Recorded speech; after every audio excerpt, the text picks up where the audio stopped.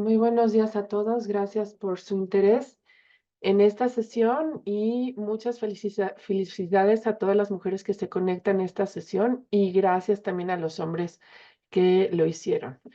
Vamos a presentar un tema que es pues relevante el día de hoy y se refiere a los escenarios visibles, invisibles e imposibles de las mujeres en la medicina. Esto lo va a presentar la doctora Alejandra Armengol y después vamos a hablar de la disparidad de género en los profesionales de la salud. Esto por la doctora María Isabel Thompson Davidson Correa. Em, y bueno, pues estamos también muy complacidos que nos va a acompañar la doctora Olga Gómez Santamaría para la discusión de estos temas. Muchas gracias. Vayan anotando sus preguntas en el chat, pero en esta ocasión, por el tema, como parte de la dinámica, vamos a dejar el micrófono abierto al final de la sesión para que haya personas que puedan intervenir y contemos con sus valiosas opiniones. Muchísimas gracias.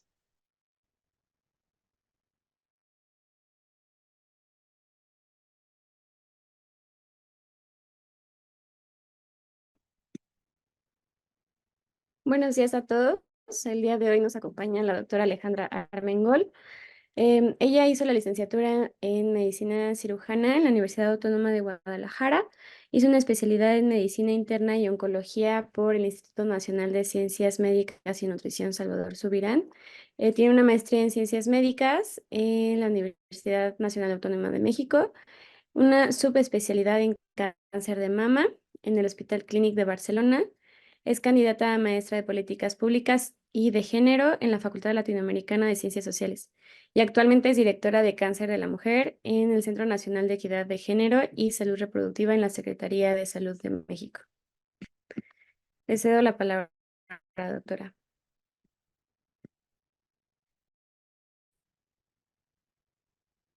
Hola, buen día a todos y todas. Los saludo desde el Foro Mundial de la Eliminación del Cáncer de Cuello Uterino. Estoy en la ciudad de Colombia, por eso no tengo la oportunidad de estar con ustedes en vivo, pero primero quiero agradecer tanto a la Dirección de Enseñanza como a la Dirección de Nutrición del Instituto Nacional de Ciencias Médicas y Nutrición la invitación para compartir con ustedes en este Día Internacional de la Mujer.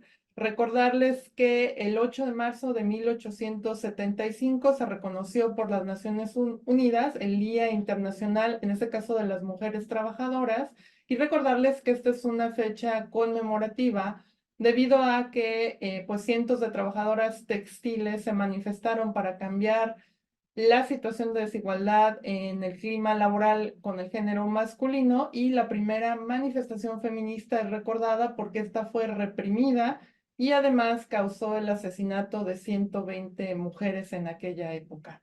Sin más, voy a empezar mi presentación. Voy a permitirme compartir la pantalla y justo el título de la presentación, como ya observan en el programa, son los escenarios invisibles e imposibles de las mujeres en medicina. Y vean cómo ahí he tachado las letras. Creo que lo más importante es hacer visibles las condiciones de desigualdad y aquellas condiciones que se creían imposibles a medida que tenemos ambientes más equitativos e incluyentes, pues serán posibles y ojalá que algún día sean consideradas normales. Siempre que presento este tema es muy importante conocer que todos los seres humanos tenemos situaciones interseccionales, es decir, características que nos hacen ser menos o más vulnerables. Y aquí está justamente pues esta figura de la doctora Patricia Hill, en el cual se demuestra, tal vez esté muy pequeño para observar, los privilegios que podemos tener o las opresiones y la resistencia. Si quisiéramos tener, pues, considerarnos como seres humanos en los cuales, pues, no tenemos interseccionalidades, eso no es verdad, pues todos en cierta medida o en menor o mayor medida tenemos condiciones que nos hacen más vulnerables o tenemos más privilegios. Por ejemplo, aquí está demostrado, pues, el androcentrismo como privilegio, Una mujer, por ejemplo, estaría acá abajo, ¿no? Los sesgos que hay de género. No es lo mismo una mujer indígena que no habla español, que vive en un contexto de pobreza, no educada. Entonces es el primer ejercicio reflexivo sobre las diferentes interseccionalidades con las cuales vivimos y el reconocimiento en los otros. Muy importante decir que la perspectiva de género feminista nombra de otra manera las cosas conocidas, hace evidentes los hechos ocultos y a veces no tan invisibles, sino más bien visibles, y les otorga otros significados. Incluye el propósito de revolucionar el orden entre los géneros y con ello la vida cotidiana, donde lo privado se hace público, las relaciones, los roles y los estados de mujeres y hombres, en palabras de la doctora Marcela Lagarde. Y vean cómo la presencia de mujeres en los puestos de mando o decisión va disminuyendo proporcionalmente en relación a lo que se observa en México, es el llamado techo de cristal, donde hay directoras generales realmente en un porcentaje muy bajo. Esta es una encuesta de la Academia Nacional de Medicina y vean cómo, por ejemplo, los que, este término no me gusta, pero bueno, personas que no tienen oportunidades de estudiar o trabajar, pues representan un porcentaje muy alto. Y bueno, probablemente este tema ya lo hayan oído en cuanto al fenómeno de feminización en la medicina, cómo las facultades están llenas de mujeres y sin embargo no ocupando los puestos de mando o dirección una vez que estas mujeres van hacia el pregrado, al posgrado, pues hay ciertas barreras para poder alcanzar estos puestos de toma de decisión, pero es muy importante decirlos que las mujeres contribuimos financieramente al mundo y vean cómo pues la mayor parte de nuestras contribuciones no son pagadas, ¿no? Como observan aquí en este círculo, pues la mayor parte del valor de la contribución que tenemos las mujeres para el gasto en el sistema de salud, pues muchos de los que demos, las mujeres, ¿no? Son dados por las mujeres, sin embargo, son liderados por los hombres. ¿Y quiénes dirigen las organizaciones de salud específicamente en este estudio de la OMS en el 2019? Pues como observarán, pues el 70% de la fuerza laboral en salud a nivel mundial son mujeres, no es la excepción en México. Sin embargo, cuando ya se trata de puestos directivos o ser directoras de boards, pues esta relación se invierte. Es muy importante el visibilizar que el cierre de la brecha de género requiere de la participación de hombres y mujeres y que en el escenario de salud, y por eso me gusta esta gráfica, es muy importante que las mujeres, por ejemplo, aquí están representadas las enfermeras y quienes dan, pues realmente como trabajadoras de salud es muy amplia la representación, sin embargo, en puestos de toma de decisión, ¿no? Como ministras o secretarias de salud, pues va disminuyendo. Este fenómeno, pues está descrito, sin embargo, todas las situaciones de desigualdad es muy importante diferenciarlas de los factores de desigualdad. Las situaciones de desigualdad se refieren a las que podemos observar, medir y que son muy fáciles de identificar, como lo que yo les he dicho, ¿no? Es decir, vamos a buscar cuántas directivas, cuántas secretarias de salud hay en México y ese es un análisis de género pues fácil de encontrar. Sin embargo, los factores de desigualdad, lo que produce esta desigualdad visible, son difíciles de describir porque pues las razones, ahora que veíamos la imagen de interseccionalidad, pueden ser múltiples y contribuyen a la explicación de este fenómeno. Lo que sí es verdad es que desde el escenario de los derechos humanos, los derechos de las mujeres son reconocidos como derechos humanos y además este principio se encuentra muy ligado a la igualdad y a la no discriminación. ¿Qué se busca? Pues obtener una igualdad real, una igualdad de facto, y para eso se tienen que atender todos aquellos factores que crean o recrean la desigualdad en las necesidades específicas de las personas. ¿Qué factores son reconocidos como desigualdad? Hay varios, pero siempre es importante definir en nuestros ambientes médicos. Puede haber,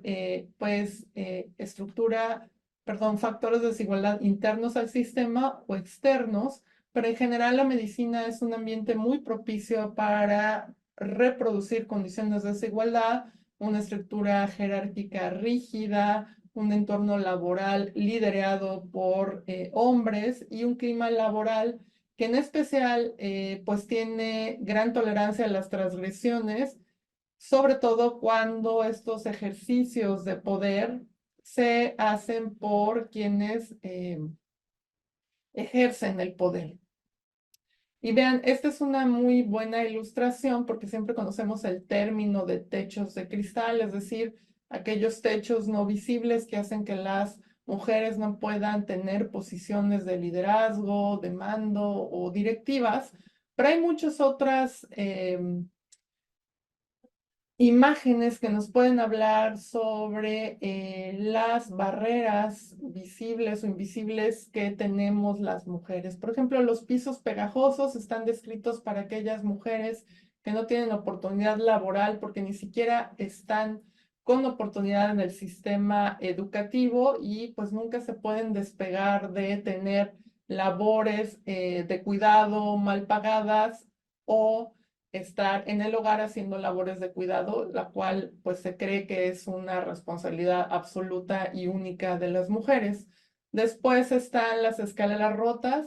Las mujeres tenemos pues la carga de cuidados, la maternidad y a pesar de haber estudiado, tener alguna preparación, una vez que pues los hijos, hijas o alguna otra persona que requiera el cuidado, pues se rompen estas escaleras y ya no pueden ascender más en los ambientes laborales. El acantilado de cristal, aquí ven una mujer cayendo, son aquellas mujeres que son elegidas para problemas públicos, que no tienen soluciones fáciles y que están pues condenadas, perdón, al fracaso y generalmente, bueno, se elige una mujer sabiendo que va a fracasar y será lanzada por el acantilado. Los techos de cemento, es decir, que no solamente son cristal y que se pueden romper, pero hay climas laborales donde es imposible, ¿no? Tener pues ni siquiera la idea de que una mujer puede liderar y el techo de cemento pues no solo no les permite alcanzar esta dirección, sino además las aplasta en las ideas originales que tengan para pues el escenario laboral donde se desarrollan. Las paredes de cristal también existen y tienen que ver con la segregación que es horizontal, es decir, aquellas mujeres que fueran entrenadas para profesiones de cuidado, la medicina está en ellas y que no pueden optar a otras profesiones que son consideradas no para mujeres. Es imposible decirles en poco tiempo que pues el trabajo no remunerado de las mujeres médicas está siempre presente, por eso lo subrayo, y vean cómo las horas, perdón, dedicadas al trabajo del hogar, cuando definimos en posiciones médicas, pues en las mujeres triplican, ¿no? 15.2 horas contra 5 en los hombres, y esto pues es algo descrito también en otras profesiones. Importante decirles que muchos de los hogares en México están encabezados por mujeres. Esta es la encuesta para el 2020 y vean cómo este proceso, a medida que la familia nuclear clásica no va siendo la norma común, pues las mujeres lideran además las familias y me refiero no desde el punto de vista de dar órdenes, sino desde el punto de vista de la carga económica. En cuanto a la discriminación, en cuanto el ambiente laboral, también las mujeres pues reportan más discriminación en relación a los hombres. No voy a leer todas las categorías, pero vean cómo describen menor oportunidad para ascender en los puestos, le han pagado menos que por el mismo trabajo o han limitado tareas o funciones que están asociadas a los hombres. Algo que es muy común en los escenarios, congresos, en asociaciones académicas, cada vez va siendo menos, pero es justamente pues el invitar a una mujer, ¿no? En paneles o manels liderados por hombres, ¿no? Y vean cómo esta es una buena imagen de lo que se llama tokenismo o participación simbólica, es decir, invitamos a una mujer, pero por alguna razón no llegó a este panel, ¿no? Y bueno, vean cómo pues está lleno únicamente representantes del género masculino. Esto es importante y creo que muchas de las asociaciones en México van hacia la paridad. Hay mujeres preparadas para estar en los paneles y es muy notorio pues esto, ¿no? El dar inclusión a las mujeres. ¿Qué acciones hacemos para poder alcanzar la igualdad sustantiva entre hombres y mujeres? Esto está normado en México y la definición de acciones afirmativas es muy importante. La comprensión de este concepto es el conjunto de medidas de carácter temporal, esto quiere decir que no toda la vida, correctivo, compensatorio de promoción, encaminadas a acelerar la igualdad sustantiva entre hombres y mujeres. Esto no significa que las mujeres serán consideradas mucho mejor que los hombres, simplemente que a iguales condiciones de preparación se requieren acciones afirmativas para que las mujeres tengan representación. Y hay varios mitos contra la realidad, ¿no? Diciendo que pues, las mujeres se defienden por sí solas, ya no necesitan acciones afirmativas. En muchos escenarios aún requerimos de acciones afirmativas. Bajo las acciones afirmativas, las mujeres obtienen preferencias, que es lo que me refería, entonces van a elegir mujeres aunque no estén bien preparadas. Eso no es una acción afirmativa. Las acciones afirmativas realmente son cuotas, las llamadas cuotas de género. Esto realmente no lo es así. Se asocian al contrario, ¿no? A discriminación entre el género masculino. Es un mito. Y lo que ya les decía, personas no calificadas se contratan y en realidad esta es una acción temporal que se hace con el fin de poder tener acciones muy sustentables en el sentido de temporalidad para poder tener representación de las mujeres. Recordarles la igualdad de género. ¿Cuál es el objetivo? Alcanzar igualdad en el ejercicio del poder. Quienes estudiamos política pública y género a veces se creen, bueno, son las que les dan preferencia a las mujeres sobre todas las cosas. En realidad nos dedicamos a estudiar las relaciones de poder que se ejercen entre los géneros para poder tener, ¿no? las mejores políticas públicas para alcanzar esta igualdad sustantiva. En realidad, mientras exista una subrepresentación de las mujeres en los ámbitos de toma de decisión, seguiremos pues apoyando las acciones afirmativas para alcanzar la igualdad de género. Ahora les presento algo que vi hace poco, era una contratación para médicos de IMSS Bienestar y vean cómo, y me dio mucho gusto que, de hecho esto ya no existe el INSABI, pero dice, se llevará el proceso de contratación asegurando la paridad de género. Qué importante, ¿no? Tener de forma transversal todas pues las situaciones que podamos corregir, ¿no?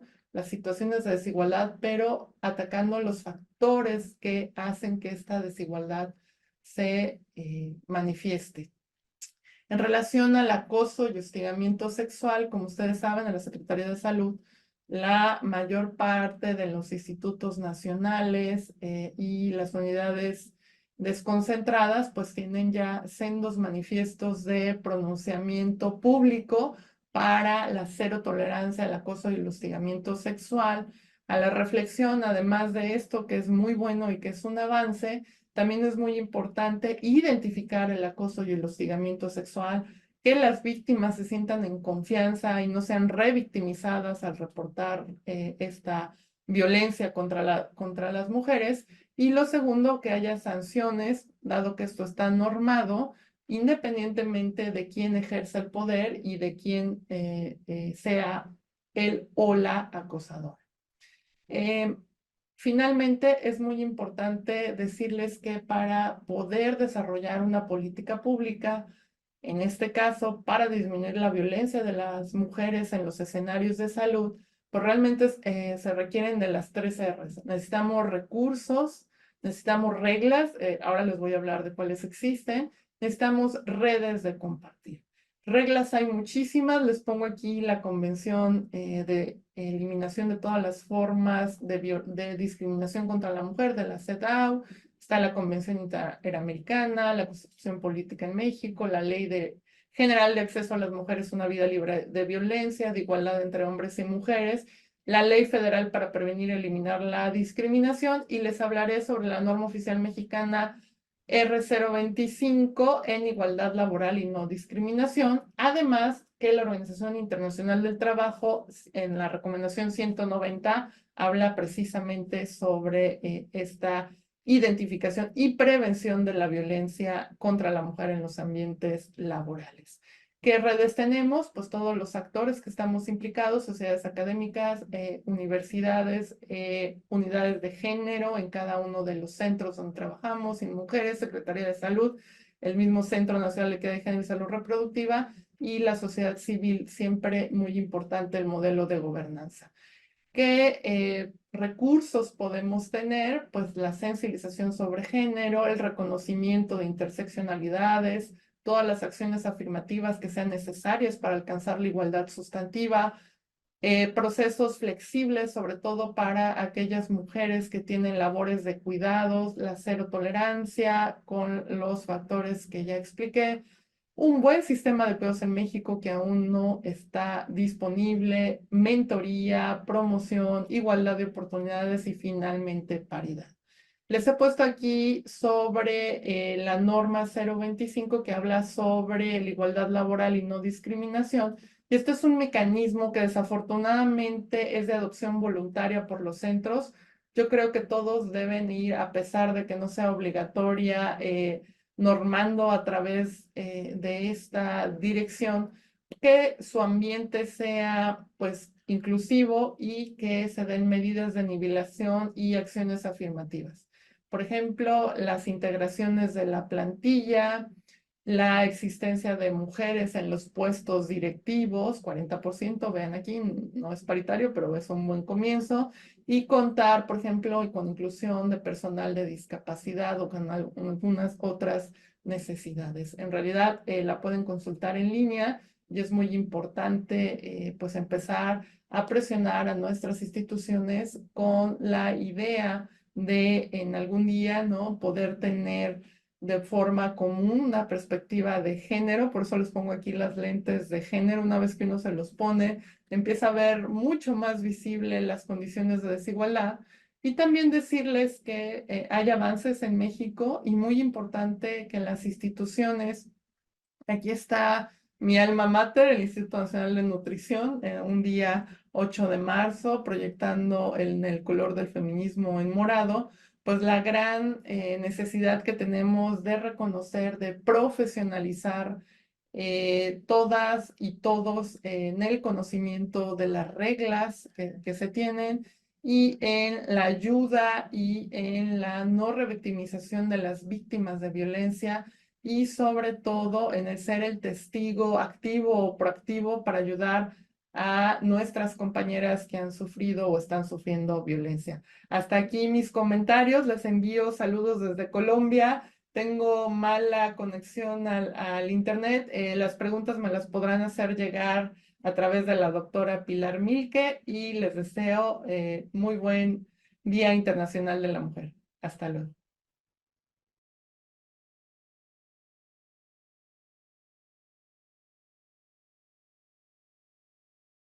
Ahora presentaré a la doctora María Isabel Toulson Davison Correia, quien hizo la licenciatura en la Universidad Federal de Minas Gerais, Brasil. Igualmente hizo ahí la maestría en en cirugía. Hizo un doctorado en cirugía del apartado digestivo en la Universidad de Sao Paulo. Es miembro del Colegio Americano de Cirujanos y miembro de la Sociedad Americana de Nutrición Parenteral y Enteral. Además es principal coeditora de la revista Nutrition y JPN. Actualmente es coordinadora en el equipo de terapia nutricional en el Hospital de Semper. Le cedo la palabra, doctora. Hola, ¿cómo están todos? Es un placer muy grande estar con ustedes en esta fecha tan especial que es el Día Internacional de la Mujer. Creo que haya sido invitada a participar de esta actividad por algunas cositas en mi vida de las cuales mi lucha por equidad. Me toca entonces discutir disparidad de género en los profesionales de la salud. Y antes de cualquier otra cosa, tengo que agradecer mucho a la comisión organizadora, principalmente a la doctora Pilar, por haber pensado en mi nombre para estar con ustedes en el día de hoy. Estos son mis conflictos de interés. Creo que el más grande que tengo hoy es que soy mujer y creo en equidad mucho más que igualdad, y ese es un tema que voy a discutir pronto. Esa es la guía que voy a seguir. Primero, iniciar con el tema, obviamente, pero con base en evidencias científicas, discutiendo la relevancia del tema, la historia, la realidad, qué es el modelo, ejemplo. No voy a discutir aspectos sociales como familia y maternidad, porque no es el objetivo del día de hoy, pero eso es un tema también muy importante. Y la segunda parte voy a discutir yo, esencialmente subjetiva, simplemente yo y mis conclusiones. Creo entonces que haya sido invitada para estar con ustedes hoy y discutir este tema por el artículo que recién publicamos, que es sobre las disparidades de sexo en las sociedades de nutrición enteral y parenteral, cómo las mujeres han sido presentes en estas sociedades en posiciones de liderazgo. Y este ha sido un trabajo de análisis retrospectiva de los últimos 20 años. Lo hice en conjunto con Carla Prado y con otras mujeres de sociedades de terapia nutricional. Bueno, ¿cuál es la relevancia del tema? Mujeres siempre han sido parte de los profesionales de salud y hay registros a lo largo de la historia, desde antes de Cristo, de estas tres mujeres, Mary Place, Besset y la reina Poave, como siendo incluso cirujanos. En la historia de la ginecología griega, Aspasia, en el cuarto siglo antes de Cristo, tenía ya descrito algunas de sus actividades e incluso fue considerada un genio con una equivalencia a los profesionales hombres de la misma época. Entonces acá tenemos otra mujer, Metrodora, ya después de Cristo, que escribió un libro sobre las enfermedades y cómo curarlas en mujeres. Y así ha sido hasta que, aunque no muy predominante, hasta que una realidad imperial en el primer mundo, Inglaterra, cambió un poquito el rol de las mujeres en la área de la salud. El rey Henry VIII proclamó que ningún carpintero, ferrero, tecelán o mujer podrían practicar cirugía. Entonces, y acuérdense que las mujeres en el reinado de este señor fueron muy, como yo podría decir, muy perseguidas por él. En el siglo XVIII, XIX casi, ese cirujano, James Berry, descrito como un gran cirujano de la Marina inglesa, incluso no era un hombre, pero sí una mujer, Margaret Ann Buckley. Pero tenía que esconderse y aparentar ser un hombre. Incluso hay descripciones que probablemente tuvo un hijo, pero nadie lo sabía, porque si fuera mujer, seguro que no hubiera sido aceptada también y tampoco hubiera sido tan elogiada como lo fue siendo hombre. En Italia, antes de eso, María Petrocini fue una cirujana en Florencia y se cree que en la era moderna hubiera sido la primera cirujana. Entonces, el tema es relevante, pero mujeres para alcanzar éxito tenían muchas veces que esconderse por detrás de un personaje masculino. ¿Cuál es la realidad actual en nuestro mundo contemporáneo de la posición de las mujeres? Bueno, nosotras tenemos globalmente una fuerte influencia en la economía, porque representamos casi 50% de la población total, pero por otro lado, solo 40% somos fuerza de trabajo en el sector formal. O sea, las mujeres trabajan mucho, pero no están en el sector formal.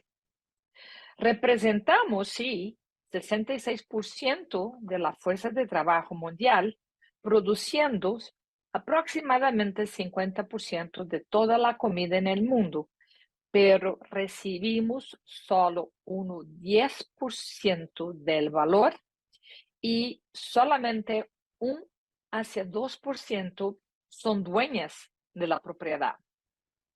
Entonces, sufrimos, representamos un gran grupo, pero sufrimos las consecuencias de esta disparidad de sexo o género. Además, sufrimos desproporcionalmente el peso de la pobreza extrema, porque somos 70% de los 1.5 billones de personas que viven con menos de $1 al día. Y continuamos a ganar menos que los hombres por el mismo trabajo, o sea, 78% del sueldo de un hombre por el mismo trabajo. Aunque dominamos el mercado mundial controlando los gastos, alrededor de 20 trillones en consumo. Y eso en los años de 2015 se esperaba que hubiera alcanzado 30 trillones, disculpen. O sea, tenemos una fuerza gran en la población mundial, en el trabajo, aunque el sector formal estamos menos representada y al mismo tiempo somos súper representados en la pobreza y ganamos mucho menos. Y en posiciones de liderazgo. Bueno, hemos tenido mujeres en posiciones de liderazgo, pero podemos contárselos en las manos. Y para alcanzar una posición de liderazgo, hay que saber algo que no tiene nada que ver con sexo. O sea, direccionar, coordinar actividades, planear, organizar, establecer ambiente positivo. O sea, no son características difíciles de alcanzar, no dependen de fuerza física. Y en la ciencia eso desafortunadamente no ha sido tan diferente. ¿Cuántas mujeres han ganado el premio Nobel? Solamente 57 mujeres. Eso no está actualizado, eso lo tenía hasta el último premio Nobel, pero es desproporcional porque 876 hombres ya lo habían ganado, pero tenemos una característica que solo una mujer lo alcanzó, ganadora 2 veces del premio Nobel, Marie Curie. En medicina, solo 12 mujeres han ganado el premio Nobel. Y en ciencia, Marie Curie ha sido un ejemplo y ella lo dijo muy bien. En ciencia nos deberemos estar interesados no en personas, pero sí en la ciencia y en la salud. Y es eso que entonces discutimos.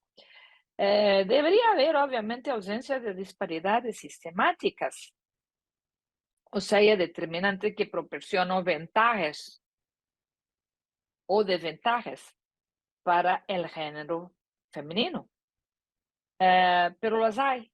Hay determinantes sociales, de sexo, género, de raza o etnia, religión. Y eso es muy bien conocido, especialmente sexo y género, raza o etnia. ¿Y cuáles son los factores que influencian esta situación? Sin embargo, una cultura organizacional y políticas institucionales que interfieren en las oportunidades de trabajo para avanzar en la carrera. Hay también interacciones y relaciones con líderes, mentores y colegas de trabajo que, por todo lo que he dicho hasta este momento, no son facilitadas para las mujeres. Y eso obviamente interfiere en promociones y genera atrito. Yo, como cirujana, y voy a hablar de eso más adelante, lo sé muy bien. Y sin embargo, características individuales que medían la percepción y el éxito personal deberían ser estimuladas. Y es entonces que uno piensa, pero esto pasa en el día a día común. No, esto pasa también en sociedades de especialidades. Veamos, Congreso de Cirugía. En 2019, estas autoras publicaron este trabajo, a donde chequearon 781 videos de los congresos de cirugía entre los años 2017 y 2018.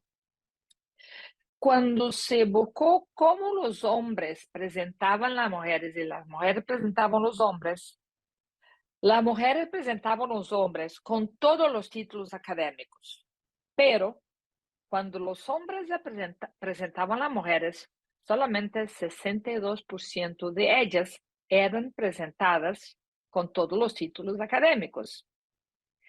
Y 53% de los hombres presentaban a las mujeres adecuadamente, o sea, profesora, doctora o doctora, mientras la mayor parte de las mujeres presentaban a los hombres con títulos completos, profesor, doctor, catedrático.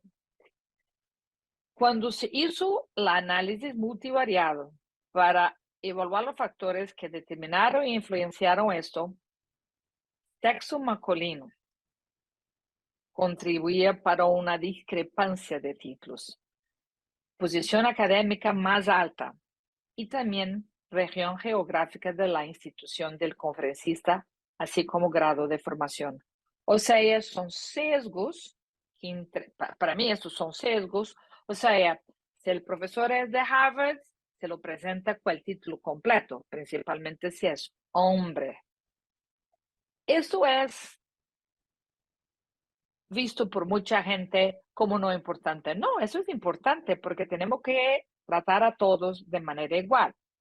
Y eso entonces fue lo que nos condució a la idea de hacer un estudio sobre mujeres en sociedades de nutrición parental y enteral. ¿Y por qué de esto? En verdad, el estudio fue hecho no solamente con sociedades de nutrición enteral y parenteral, sino con sociedades de nutrición clínica. ¿Y por qué esto? Bueno, porque somos sociedades interdisciplinarias.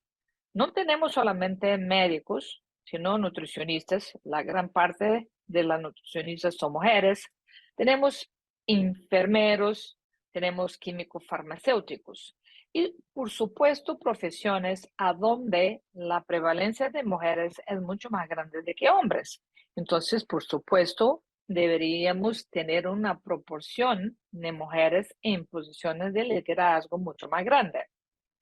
Veamos, 50% de los estudiantes de medicina en el mundo son mujeres.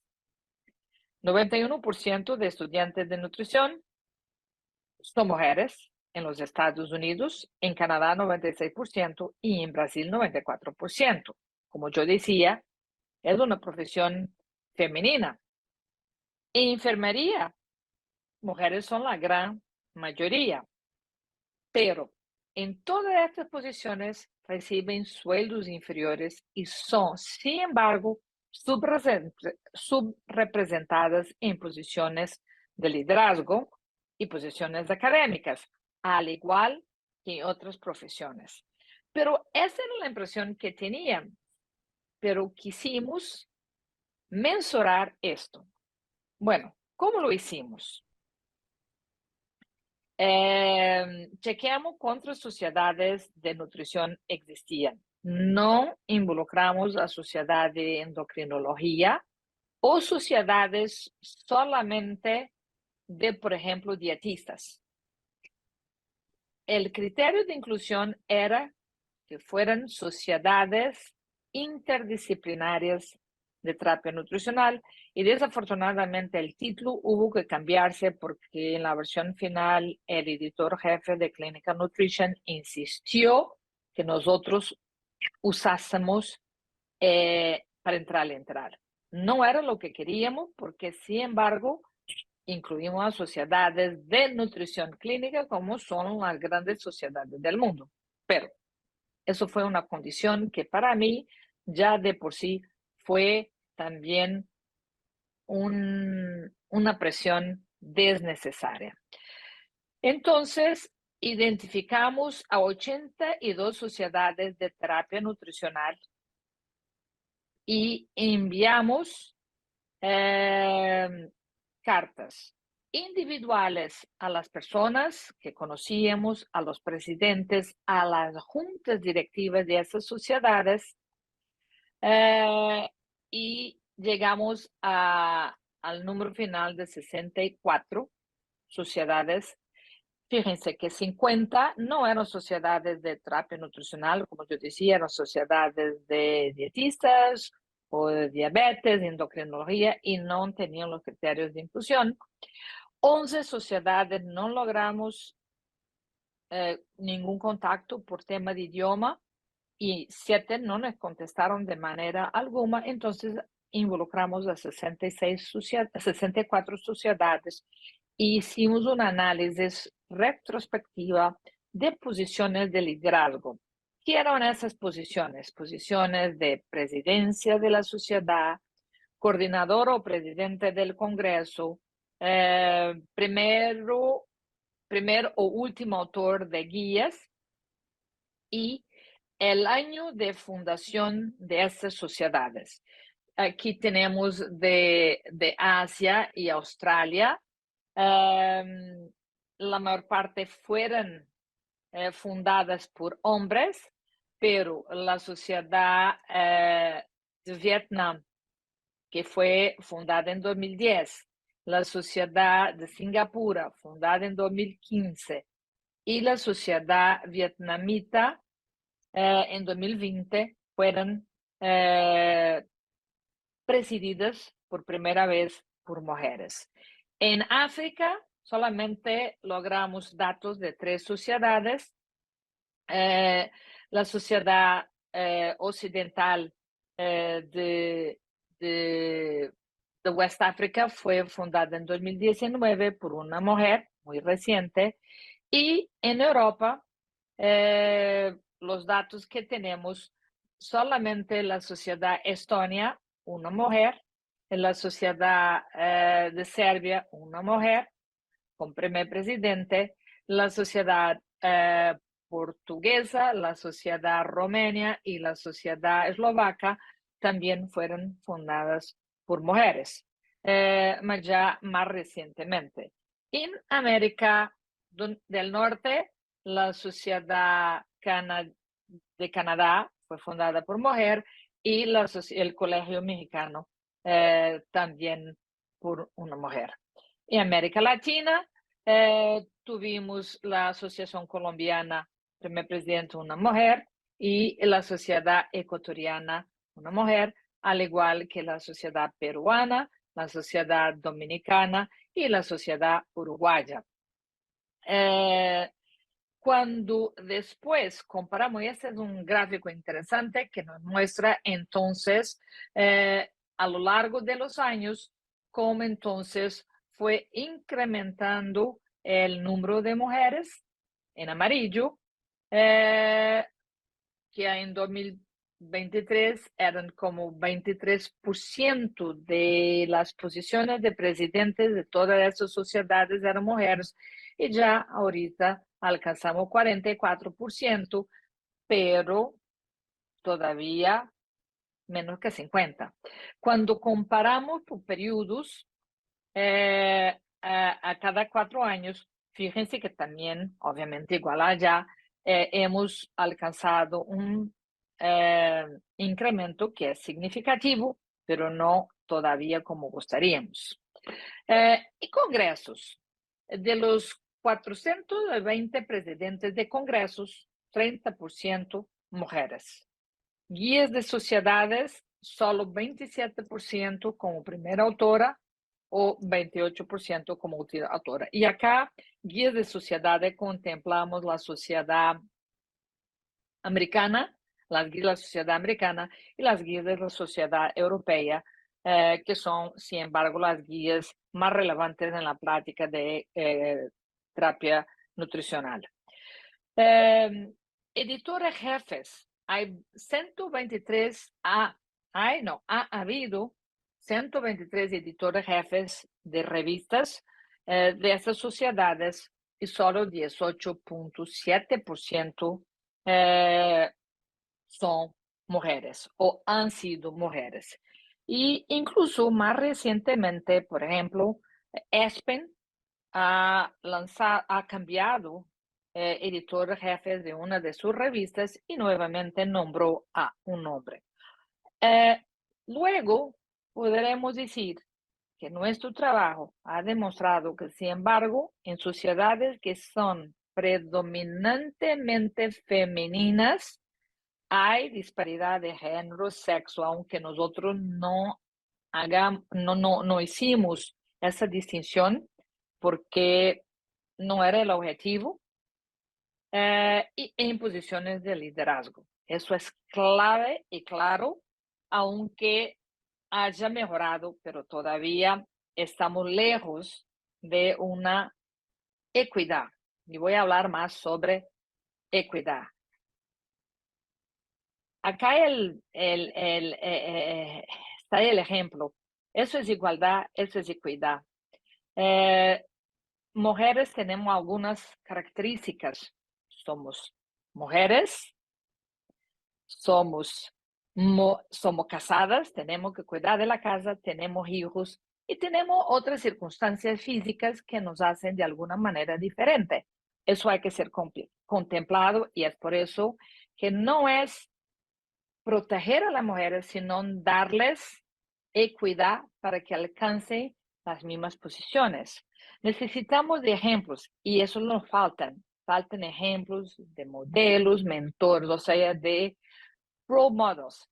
Y sin embargo, esto probablemente ha sido hasta este momento estimulado por barreras sexistas. Incluso escuchamos de nuestros colegas hombres cuando publicamos este trabajo que estábamos siendo nosotras preconceituosas.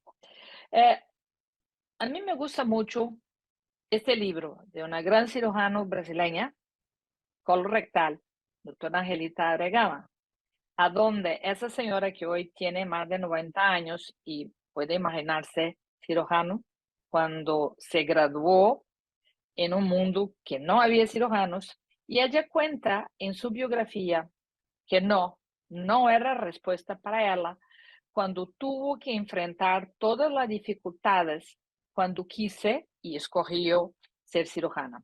Para mí, como cirujana, ella fue un ejemplo. Me acuerdo en mi primer congreso de cirugía, cuando la vi presentar con su muy elegante, siempre muy elegante, sigue siendo muy elegante, subió para empezar su charla y yo la miraba, rubia, muy elegante, y cuando ella abrió la boca para empezar a charlar, yo dije, cuando yo crezca, quiero ser como la doctora Angelita Abregama.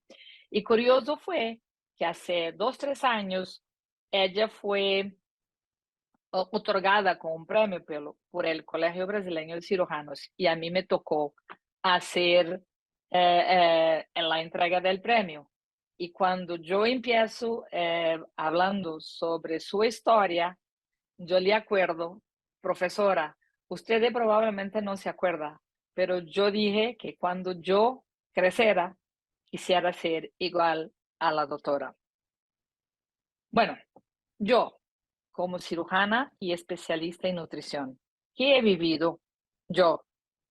Sin embargo, cuando yo escogí ser cirujana general en mi ciudad, que es un gran centro en Brasil, había menos que 5 cirujanas en la ciudad. Mi role model fueron hombres, más específicamente un hombre con quien hice mi residencia y que después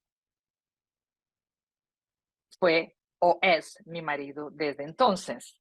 Entonces no tuve un role model femenino. Cuando decidí hacer nutrición, mi role model también fue un hombre, no una mujer. Pero esto no me dejó de ser estimulada a alcanzar cada día más. Y cuando ingresé a la universidad, en mi departamento de cirugía éramos muy pocas mujeres. Cirujana general, poquísimas. Había cirujanas plásticas. Cuando hice el concurso para profesora titular, el board era todo masculino. Y éramos 8 candidatos, 3 mujeres. Bueno, yo fui la aprobada. Tengo 2 hijos, 3 nietos. O sea, fue posible conciliar mi vida profesional con mi vida de esposa y madre. ¿Fácil? No muy fácil, sin embargo, difícil, pero tuve el soporte de toda mi familia. Y para mí, al igual que la profesora Angelita Gama, no era respuesta. Entonces, yo digo que fue, además, cirujana especialista en nutrición, mujer, madre y abuela. Alguna vez uso otra definición, pero no lo voy a decir acá. En particular, un día, si quisieran, yo les cuento. ¿Es posible tener una vida de mujer? Sí, es posible. Hago deportes. Fui atleta máster. Hago regularmente ejercicios. Y hoy en día, por una limitación muy grande, que la evolución de la edad, como a mí me gusta decir, tuve que cambiar los deportes que me gustaban hacer por lesiones corporales. Entonces me he cambiado al yoga y acá ustedes pueden observar que estoy con mi gurú recién hace una semana en India haciendo yoga, pero puedo y hago un montón de otras cosas, como me encanta cocinar y aquí estoy yo en la Cordon Bleu en Francia, en la cocina, que es tal vez mi hobby más grande. Pero me encanta leer. Por ejemplo, la semana que pasé en India, 2 libros. Yo digo que como libros. Me encanta escribir, hacer crochet, tricot, bordar, costurar y comprar flores. Cuando estoy en Belo Horizonte los viernes, ir a la feria de flores y hacer eh, eh, jarras con flores. Me encanta. O sea, me considero mujer, sigo siendo una niña y sigo siendo soñadora y creo que la vida es, sin embargo, eh, una vida que nos facilita. Y acá estoy, por ejemplo, a mí me gusta mucho, estoy haciendo una de las cosas que más me encanta, que es bailar, discutiendo, trabajando. Y la última, aquí, acá con mi nieta, que es la nieta de mi marido, practicando mi piano, que nunca tuve la oportunidad de hacerlo, porque no tenía tiempo, porque no tenía oportunidades, y hoy yo me doy la permisión de quitar parte de mi tiempo para aprenderlo, tener mis aulas de piano y disfrutar de un instrumento que siempre quise aprenderlo.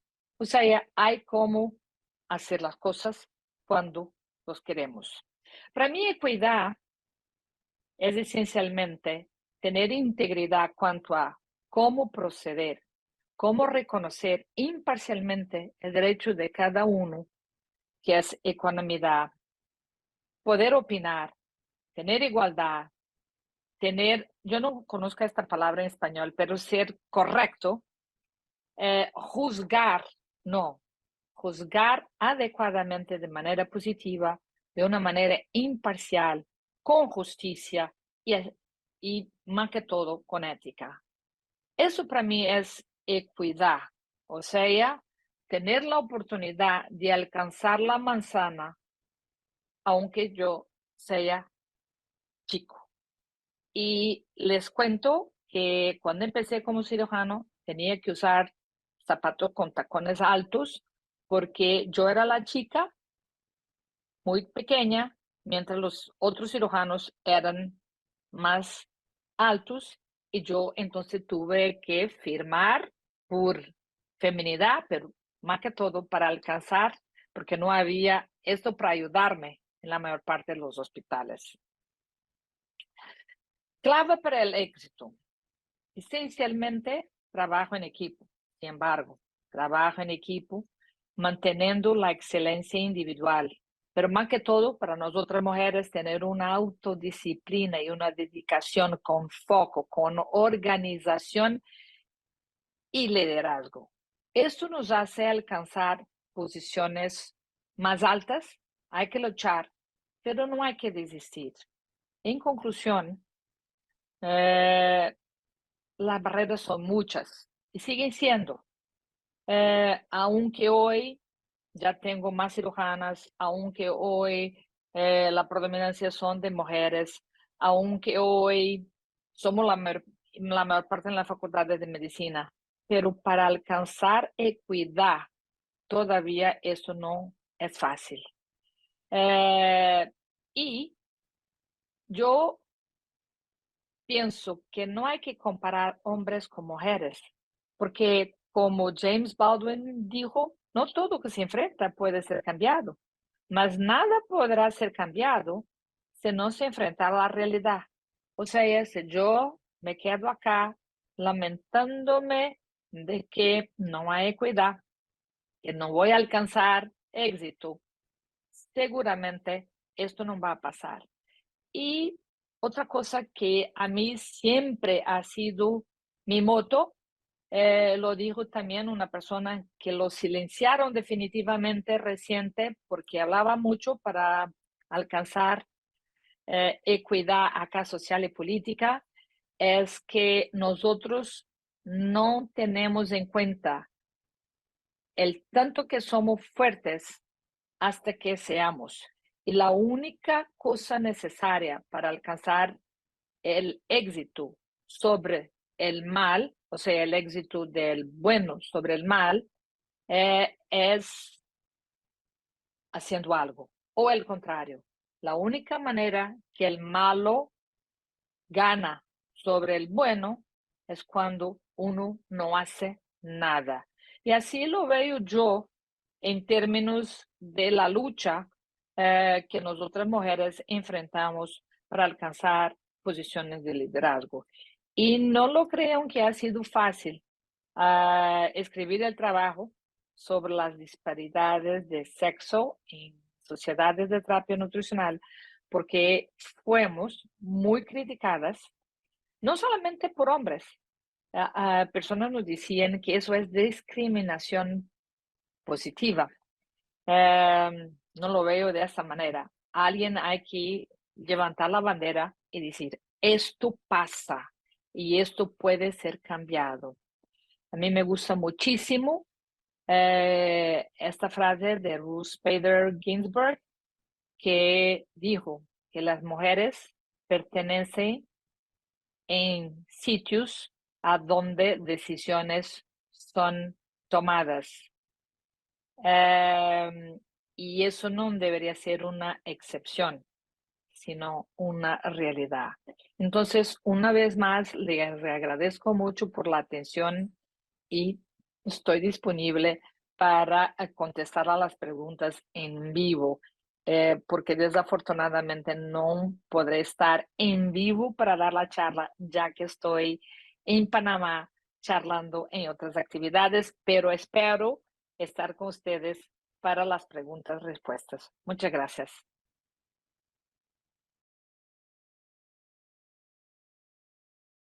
Isabel, todo un gusto que pudiste unirte a las preguntas, a los comentarios. Muy valiente tu trabajo, efectivamente. Y bueno, pues vamos a también tener el gusto que nos acompañe justamente una de las presidentas de una asociación de nuestro país de alimentación enteral y parenteral, a quien va a presentar Aranza. Buenos días, muchas gracias por la invitación y por estar con ustedes hoy.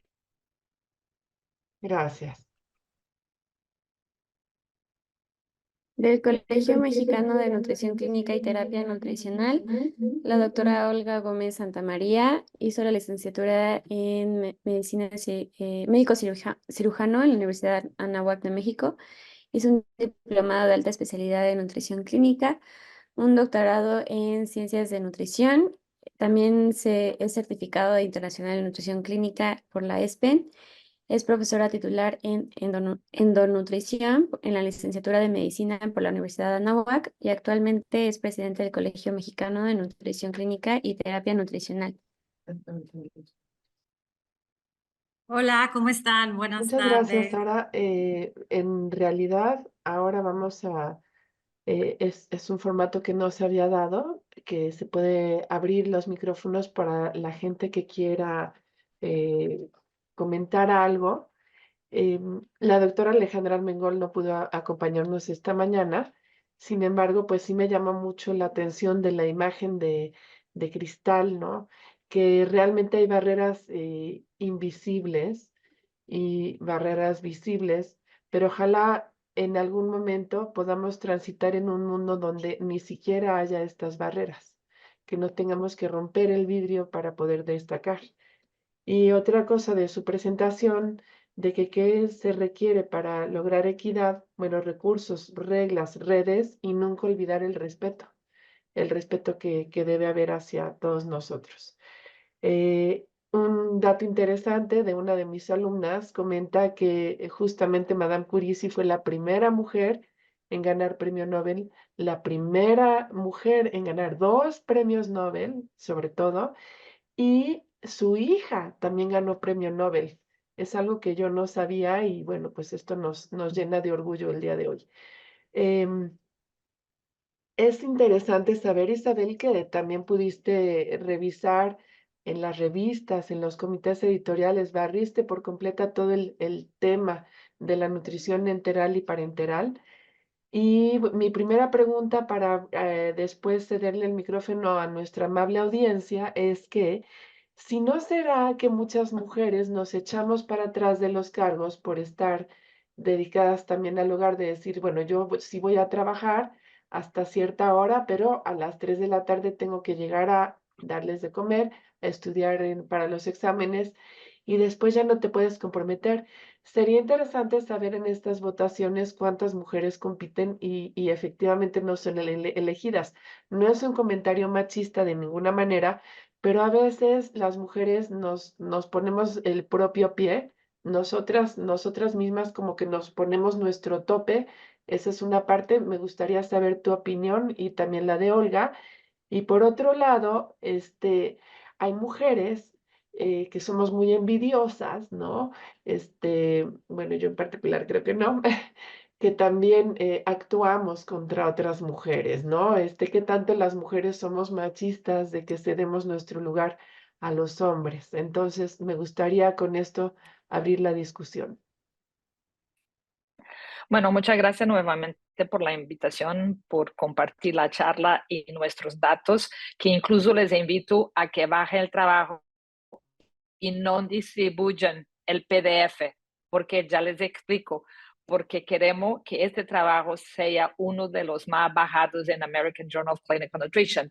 Es libre, o sea, ya está abierto para todos, pero si uno comparte el PDF, no cuenta como dato bibliométrico. Entonces, se me permite compartir la pantalla, se me dan el permiso, voy a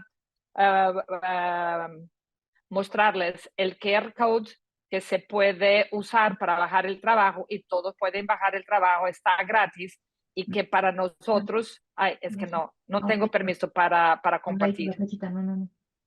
Ok, bueno, cuando tenga me dicen, pero entonces, contestando a tu pregunta, sin embargo, estoy de acuerdo que muchas mujeres tienen la actitud, a ver, sí, ya, perfecto. Listo, perdón. Sí, ya lo ven. Puede usar este QR code y bajar el artículo que está libre y cuando compartan con otras personas, mujeres, hombres, que sean, compartan el QR code o el link porque esto cuenta como dato bibliométrico y eso nos va a ayudar a que este trabajo sea un trabajo muy bajado. ¿Y por qué es importante esto? Incluso yo no le voy a contar toda la historia, pero sin embargo, esto fue o ha sido uno de los trabajos más difíciles de publicar en mi vida, por distintas razones. Incluso ya casi aceptado, nos rechazaron porque nosotros no estábamos de acuerdo con una simple palabra, una palabrita sola, que querían que nosotros cambiáramos y nosotros dijimos, pero no hace sentido. Bueno, entonces, porque ha sido muy difícil publicarlo, aunque hemos logrado publicarlo en American Journal of Clinical Nutrition, ha sido un reto y nos gustaría mostrar que este tema es de interés de mucha gente y que estos datos deben ser conocidos por mucha gente y bajando el trabajo, así lo mostramos al mundo, que de hecho hay el lugar para discutir este tema. Bueno, yo no voy a parar de compartir. Yo no me siento una feminista o no me sentía, así lo puedo decir, porque por mi perfil, hasta que me di cuenta que muchas veces yo había caminado en un glass ceiling. Y sin embargo, estoy de acuerdo que muchas mujeres se esconden o evitan adelantar o alcanzar sus sueños y se ponen en una posición tranquila.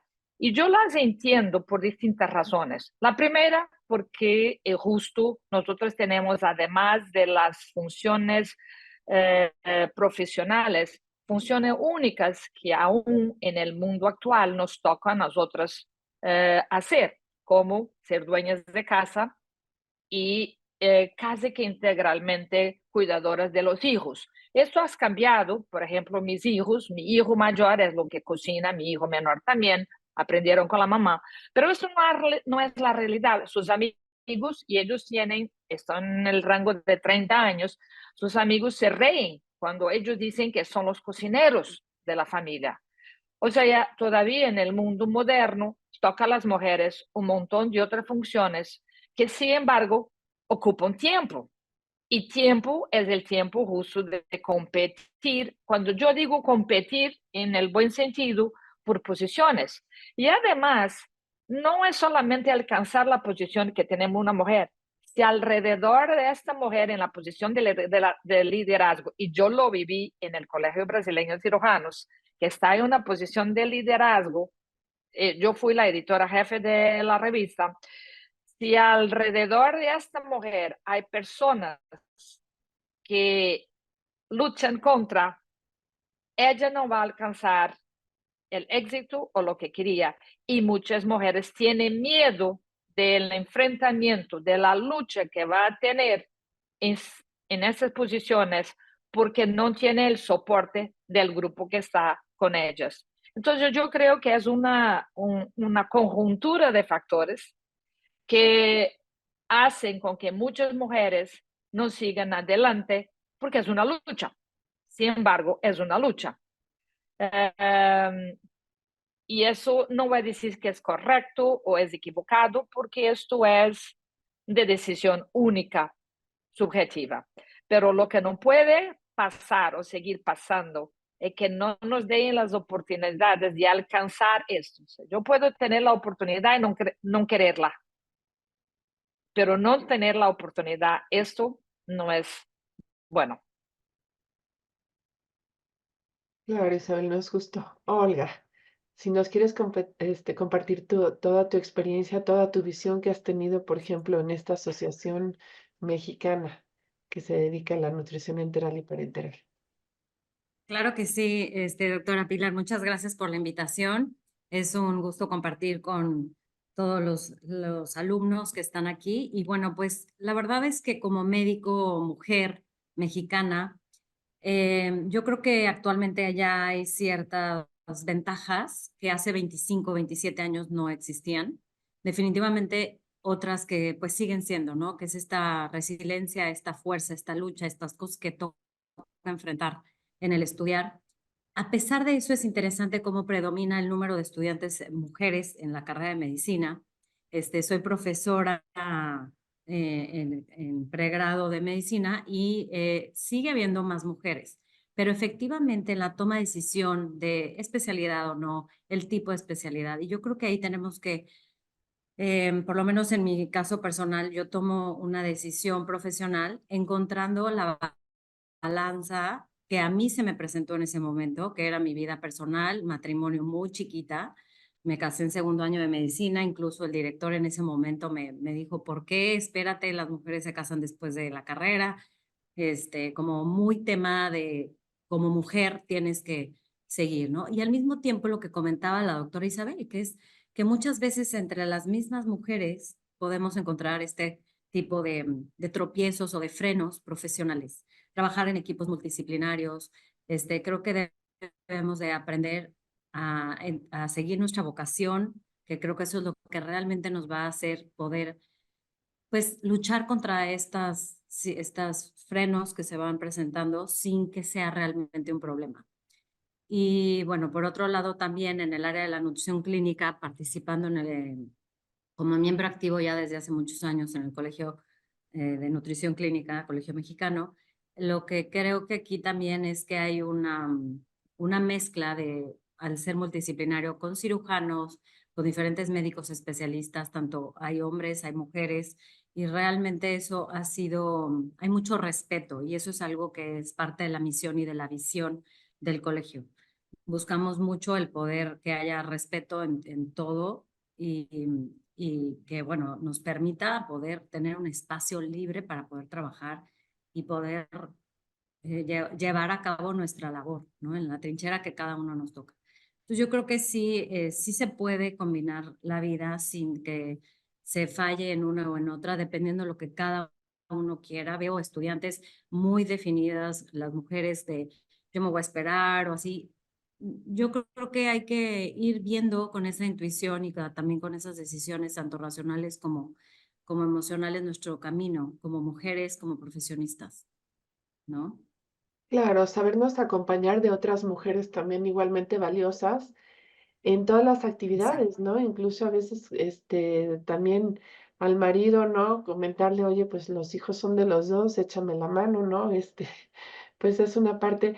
A mí me pareció valiosísima la diapositiva que compartió Isabel de las claves del éxito como mujeres, el trabajo en equipo, ¿verdad? La excelencia individual. Por eso, sí debemos estar como muy acostumbradas a actualizarnos, a leer, a destacar, a no quedarnos a la mitad. La autodisciplina para lograr esto, ¿no? Entonces esto, Isabel, pues lo vamos a grabar así en piedra, ¿no? La dedicación, el foco, organización y liderazgo son consejos valiosísimos, Isabel, que te han llevado a donde estás y que seguro que Angelita Gámez estaría muy orgullosa de ti, viéndote todo lo que has crecido y pues que sabes que en México te queremos muchísimo, ¿no? ¿Hay alguna clave para ustedes dos que eh, para que nosotros podamos lograr una igualdad en sueldo, en algo económico, porque oportunidades se van dando en nuestro país, es algo histórico, jamás habían habido, no una, dos candidatas mujeres para la presidencia del país, nunca lo había habido. Y bueno, pues es algo que celebramos, ¿no? Pero ¿cómo lograr la igualdad en sueldos? ¿Cómo se hace esto, no? O sea, porque, a ver, tú tienes un bebé y bueno, te quitan 2, 3 meses de baja maternal, ¿no? Que es un derecho, por supuesto, muy justificado, pero ¿por qué se justifica una baja de sueldo para el mismo trabajo, mismas horas? ¿Cómo se puede lograr nivelar esto? ¿A qué instancias recurrir? ¿Cómo reclamar esto? Bueno, en Brasil, por ejemplo, en posiciones públicas no hay diferencia. Hombres y mujeres ganan igual. En la vida privada, médica, eso tampoco hay diferencia, pero sabemos que en posiciones de liderazgo como eh, eh, presidentes de grandes empresas, eso puede ocurrir. Y creo que esa es una realidad en otras partes del mundo también.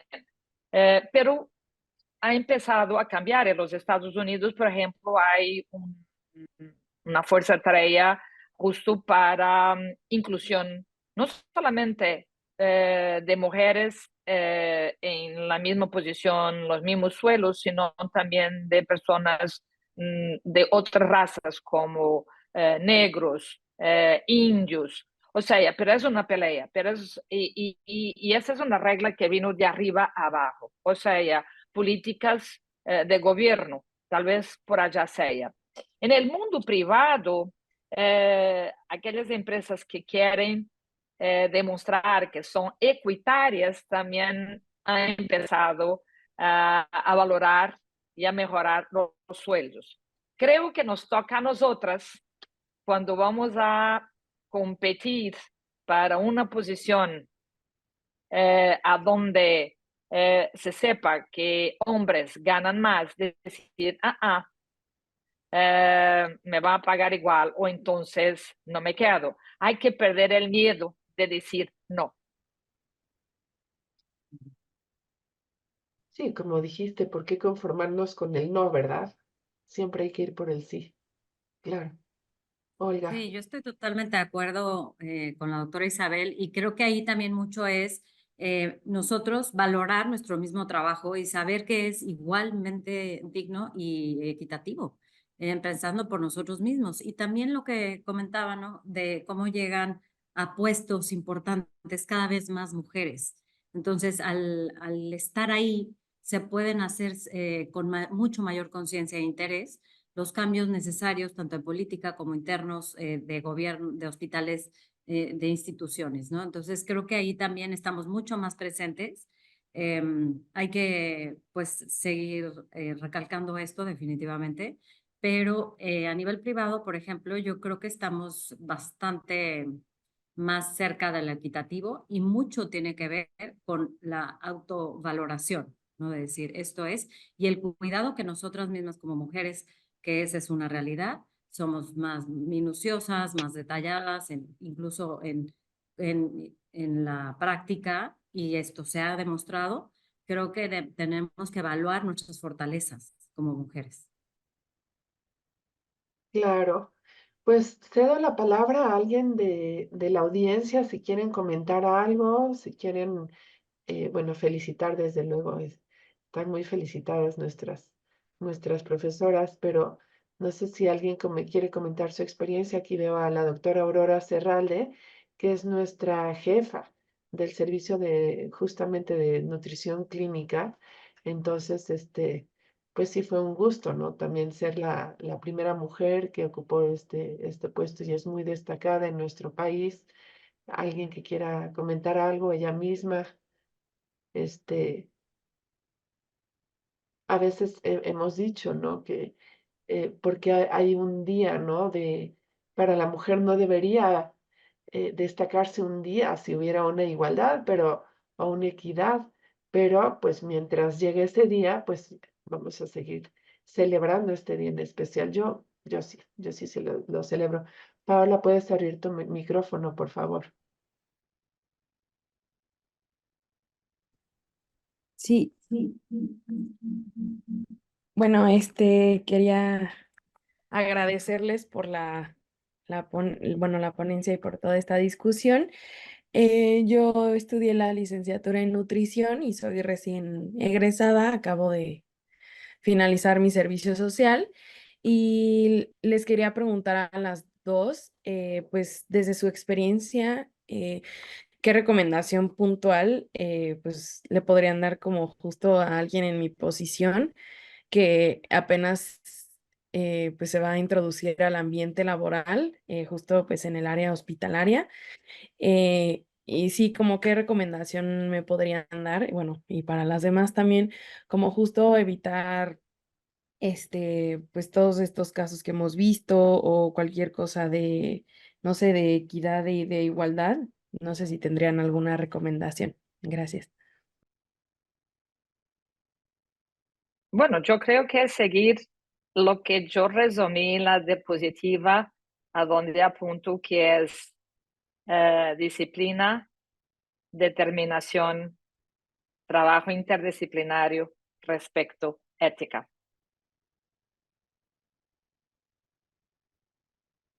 Gracias, Paola, por la pregunta.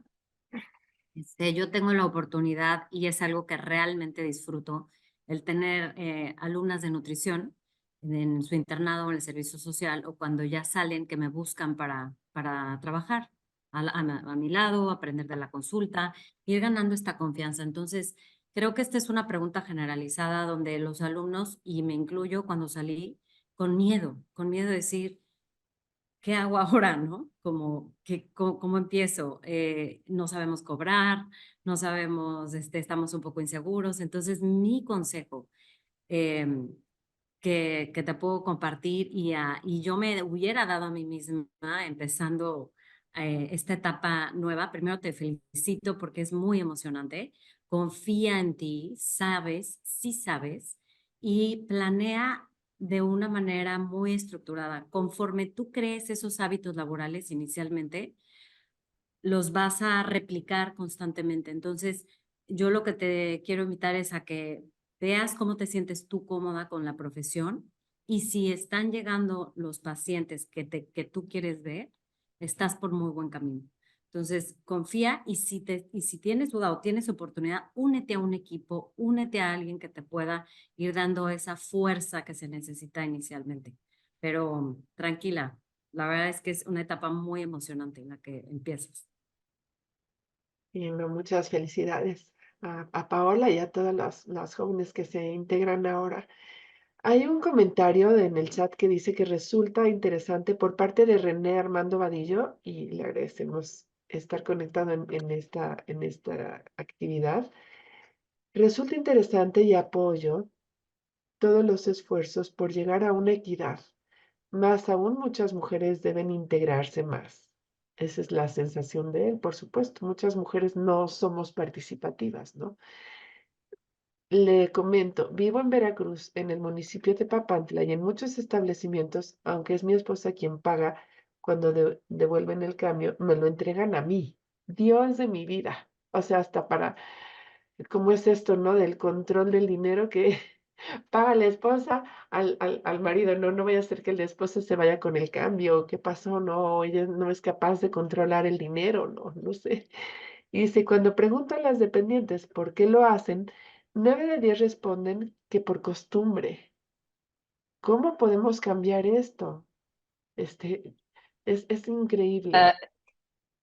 Bueno, yo les cuento que cuando voy a un restaurante, todavía hoy en día, en Brasil, cuando pedimos la cuenta, y normalmente soy yo que pido la cuenta, porque soy yo siempre que soy objetiva, eh, me la traen y yo traen la cuenta y se la dan a mi marido.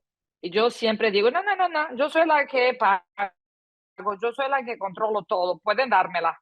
Y el señor o la señora me miran así como, eres loca. Pero siempre, hasta hoy, pedimos la cuenta, independiente si soy yo el que pido la cuenta o mi marido que pide la cuenta, siempre se la entregan a él. Y yo digo, no, no, no, yo soy la que pago, yo soy la que controlo todo. Y eso no es verdad. En mi casa lo dividimos integralmente, pero por eso, porque es tan costumbre dársela al hombre que yo pronto digo, no, no, no, no, conmigo.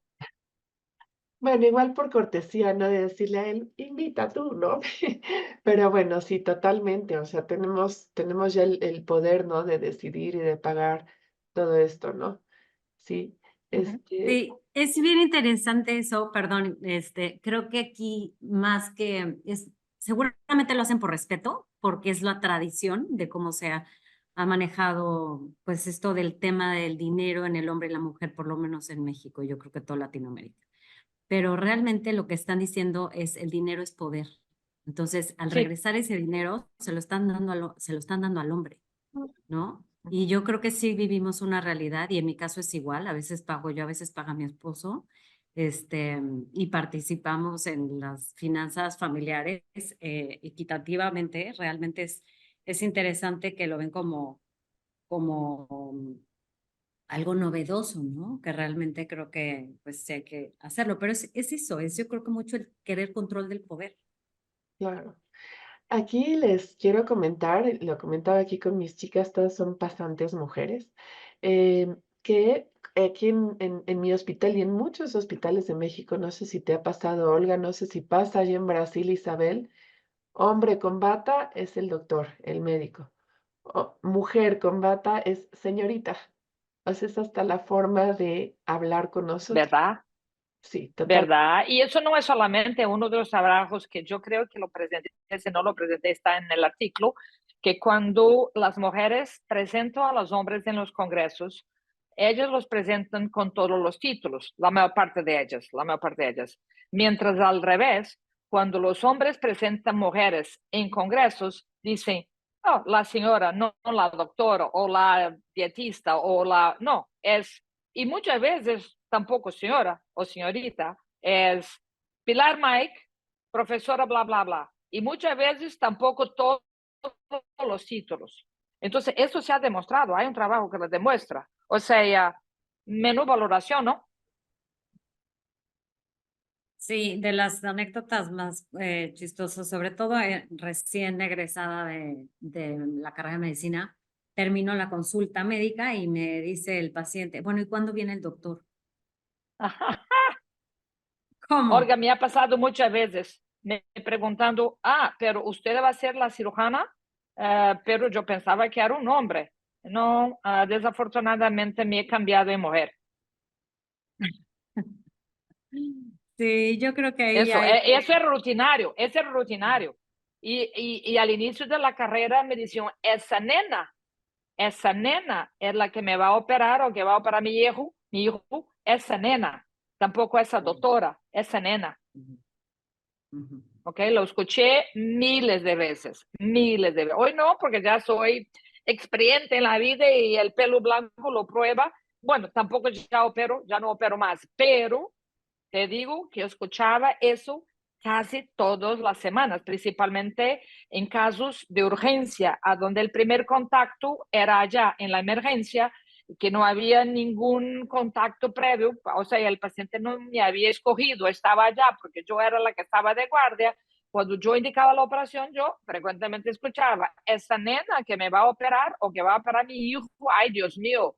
Y yo le decía, ustedes tienen la opción es irse de este hospital porque soy la cirujana que está de guarda hoy. Claro. Y aquí lo interesante es qué opciones tenemos para reaccionar ante esto, ¿no? O sea, cómo lo tomamos. Y aquí yo creo que pienso, tenemos la opción de ignorarlo, pero perderíamos la oportunidad de educar, ¿no? De decir, no, perdón, la médico aquí soy yo y esta es la consulta y es igual, ¿no? O sea, yo creo que no hay que quedarnos callados, pero obviamente tampoco hay que tenerlo con resentimiento, simplemente de donde parte cada quien de la educación que recibió.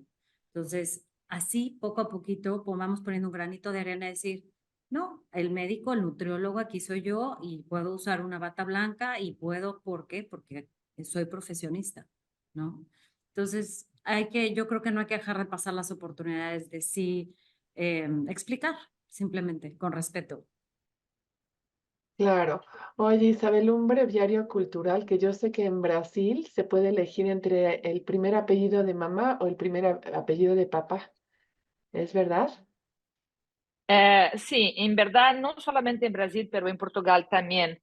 La costumbre es que uno tenga su nombre, que puede ser uno o dos, en mi caso María Isabel, y siempre, siempre, primero viene el nombre de la mamá y el último es el del papá. ¿Ok? Esa es la regla en la mayor parte de los países latinos. Entonces, un nombre, dos apellidos, pero siempre el primer apellido es de la mamá y el último del papá. Y Pues cuando uno se casa, puede añadir el apellido del marido. entonces, Puede, no es obligatorio. Era obligatorio en el pasado, no ah, más. pero entonces tú eres Isabel Davison. Bueno, ¿De de tu hecho es madre? de mi caso, Tulson es de mi mamá Ah, tú. y Davison Correa de mi papá. Yo no Ah, tengo nombre de mi marido porque tampoco soy oficialmente casada porque nunca quise ser señora de nadie. Entonces me mantuve por principio integralmente dueña de mi vida. sí, no. Antes se usaba Pero mucho. vivo con el mismo hombre hace 40 años. Muy bien, muy bien. Qué suerte de él. Sí, bueno, la verdad es que aquí en México también se usaba mucho García de, López de, ¿no? E incluso viuda de, ¿no? Ujú, Entonces, y ahora cada vez las mujeres, sobre todo las mujeres de la ciencia, eres soltera, ujú, publicas de una forma, pues no te pongas el apellido del marido, porque entonces vas a perder incluso tus publicaciones, ¿no? Entonces ujú. siempre seguir publicando con el nombre de soltera, no necesitamos un apellido de un hombre, ¿no? Pero bueno, estos ya me estoy metiendo en otros temas. Aquí hay otra pregunta muy interesante de Aranza Osorio. ¿Las mujeres trans podrían integrarse a la lucha feminista? ¿Cuál es su opinión? Yo creo que independiente si son mujeres o son mujeres trans, son mujeres. Y obviamente la respuesta es sí. Claro, Sí, yo también estoy totalmente de acuerdo. claro. Bueno, pues creo que ya no hay más preguntas, más que un último comentario. Ustedes, si son mamás, ¿cómo lo hicieron en ese momento? Yo tengo una amiga a quien admiro muchísimo, una mujer muy admirable, la doctora Josefina Alberú, transplantóloga de nuestro hospital. Muchos años fue la jefa de trasplante de nuestro hospital. Y pues ella tiene 3 hijos. ¿Cómo le hizo? Pues sí se retiró, pero pues una mujer que siguió luchando, siguió actualizándose, siguió creciendo profesionalmente y regresó a insertarse. ¿Cómo se puede hacer esto? Dado que los niños demandan mucho, ¿no? Entonces, ¿cómo lo hacemos sin descuidar la familia? ¿Cómo le hicieron ustedes? Un consejo para todas las mujeres nutriólogas, médicos dedicados a la nutrición. ¿Cómo lo hicieron ustedes? Bueno, no es fácil, sin embargo. Yo tuve la suerte de tener muchachas muy buenas, incluso tengo la misma muchacha trabajando con nosotros hace 28 años. Entonces, una persona que es miembro de la familia. Pero además y principalmente mi papá y mi mamá, que fueron, y eso me emociona, brazo derecho, brazo izquierdo. Y bendiciones hasta el cielo, ¿verdad? Sí. Sí, porque sin ellos no lograría hacer lo que hice. Y principalmente porque mi marido también era cirujano y era muy ocupado. Entonces, como cirujanos, no teníamos emergencia. Uno no puede decir, hoy no puedo porque tengo que cuidar a mis hijos. Ya, una vez sí, segunda vez ya no, porque nunca está disponible. Y sin embargo, mi marido también era cirujano. Entonces, yo no podía contar con él. Entonces, sin embargo, mi papá y mi mamá fueron brazo derecho, brazo izquierdo, y mi mamá principalmente siempre me decía, sigue, va, va, va. Mi mamá fue, sin embargo, la persona que me dio, y cuando me tocó empezar a viajar y hablar fuera, mi mamá fue la que siempre dijo, va, va, puede irte, que cuido de los niños. Sin embargo, tenía la muchacha, la señora que trabaja con nosotros, hoy una señora también en el tiempo muchacha como yo era, que cuidaba 80% del tiempo, pero siempre con el apoyo de mis papás. Y mi mamá siempre con este pensamiento, va, va, va, váyase, váyase, que yo le apoyo integralmente. Mi mamá ha sido, y mis hijos, mis 2 hijos tienen, y mis sobrinos también, sin embargo, pero mis hijos y mis 2 sobrinos tienen una adoración por los abuelos, porque fueron abuelos porque quisieron serlos, no porque yo les dije que tenían que cuidar de mis hijos, no, porque ellos dijeron que podrían ayudarnos y estar presentes, aunque mi mamá también trabajaba, pero trabajaba con horas marcadas, o sea, y entonces en el periodo que no estaba más trabajando, y no por mucho tiempo, porque después se jubiló, siempre estuvo disponible para estar con los nietos. Y por eso los nietos tienen adoración por los abuelos. Sí, yo creo Olga. que eso que comenta la doctora es la base de, a ver, atrás de una mujer, gran mujer hay otra gran mujer. Yo también tengo el impulso de mi mamá, psicóloga, psicoanalista profesional, no para de trabajar, y también yo creo que eso tanto un ejemplo como un apoyo. Yo soy mamá de 4 hijos. Tengo a mi mayor de 23 años y la menor tiene 16. Y ha sido difícil, definitivamente, pero también en esas etapas iniciales estaba mucho más tiempo en casa, pero nunca dejé de prepararme, de estar presente en congresos, de dar algunas consultas. Entonces ponía un poco el horario de, ay, ya van al kinder, entonces en ese horario me escapaba, seguía y con mucha sed de seguir actualizada. Y yo creo que es esa vocación que uno quiere seguir y que te permite la balanza y sí se puede, obviamente con ayuda. También tuve ayuda en casa de mis papás. Habían días más largos, incluso me acuerdo de pues sacar leche y guardarla en el refri, o a veces llevarme al bebé recién nacido, o a estudiar la maestría con bebé en brazos. Hice el internado esperando a mi primer hijo, recibía partos y mi bebé se movía cada vez que recibí un bebé. Llegué a mi examen profesional como médico a los 3 días de haber nacido mi hijo. Entonces, van habiendo muchos retos, pero yo creo que pues puede salir fácil si uno se enfoca en lo que quiere lograr y dando pauta, obviamente, como pues ofreciéndole a los hijos lo que requieren en ese momento, ¿no? Ya ahora están más grandes y me permiten pues también estar en Panamá y hacer viajes a congresos y tener responsabilidades como la presencia del colegio mexicano. Entonces, todo se va acomodando. Pues sí, muchísimas gracias. Hay más felicitaciones para las excelentes ponentes. Y pues sí, que siempre se necesita ayuda, pero la lucha es muy grande para lograr y seguir en la profesión elegida. Pero pues es eso, es organizarnos y no perder el foco, ¿verdad? Pues les quiero agradecer muchísimo por su participación y bueno, también al público interesado. Esta sesión se va a colgar en la página de YouTube del instituto, en la cuenta de YouTube. Entonces, muchas gracias y muchos saludos desde México hasta Panamá. Mucho éxito en sus conferencias allá. Muchas gracias. Gracias, Gracias hasta por la pronto. invitación. Felicidades a todas. Chao, gracias por la invitación. Chao, chao, buen Gracias, día a todos. gracias a mi equipo de niñas aquí en la oficina. También. Gracias. Hasta luego. Gracias. Hasta luego.